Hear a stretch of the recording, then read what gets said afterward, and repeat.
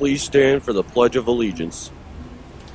I pledge allegiance to the flag of the United States of America and to the republic for which it stands, one nation, under God, indivisible, with liberty and justice for all. Your weekly announcements are sponsored by the National Guard. I remember the moment clearly. I'll never forget that moment. As long as I live. I realized at that moment, when we first saw the damage, these people really needed us. And I was going to make a difference, right here in my community. Together with local responders, we cleared trees and collapsed walls. We had to get to the family trapped beneath. As a citizen soldier, I made a difference. Be there for your community at NationalGuard.com. Today is Friday, September 16th. Good morning, Mustangs. I'm Xavier. And I'm Stefan. And these are your Dobson announcements.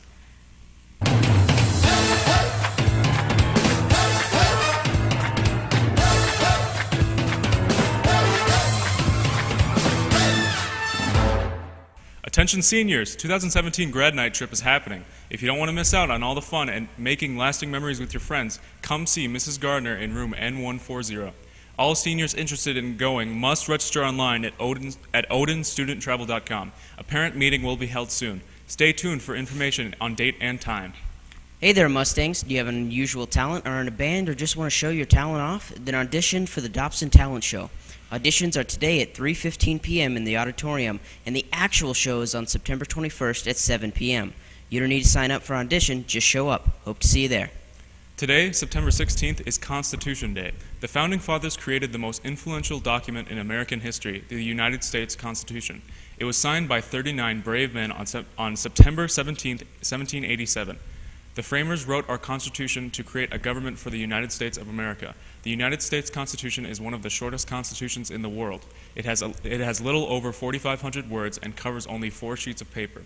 It is also the oldest written constitution that is still in use today. So today we celebrate Constitution Day with this video.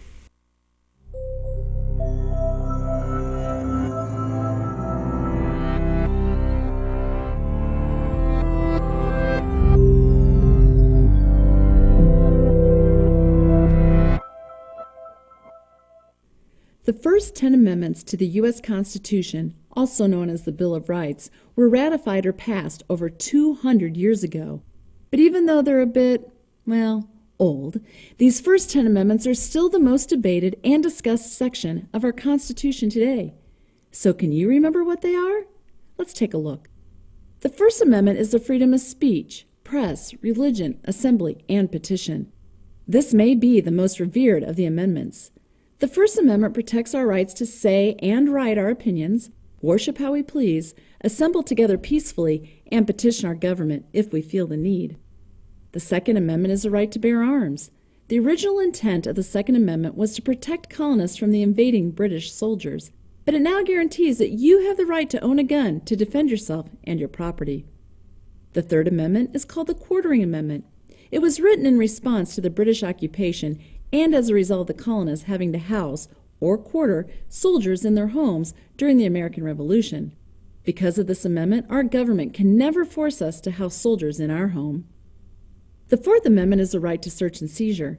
The police can't come into our home without a search warrant and take our personal property.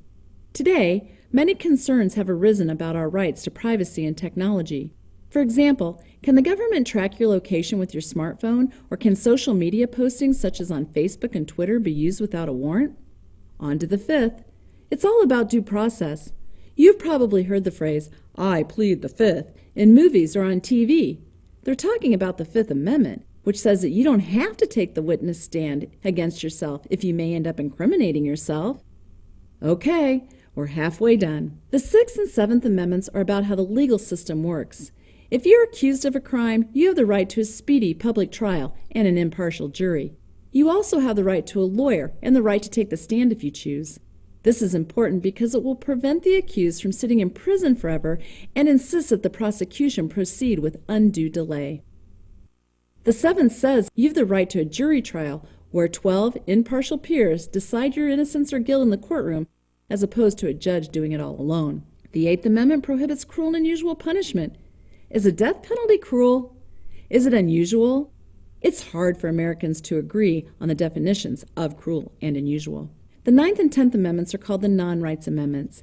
They say that the rights not listed in the Bill of Rights are retained by the people in the states.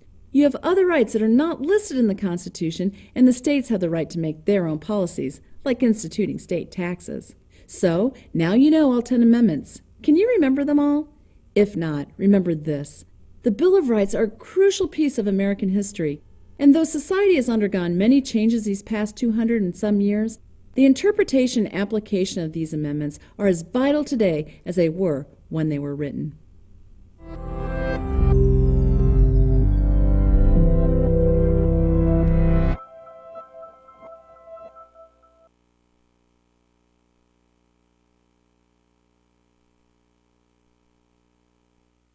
The PSAT test will be given at Dobson on Wednesday, October 19th. The test is free for all Mustang sophomores and juniors. Taking this test will benefit you no matter what training you plan on pursuing after school. To participate, return the signed permission slip to your English teacher by the end of the day. Those were your Dobson announcements. Have a great day in the land of the Mustangs.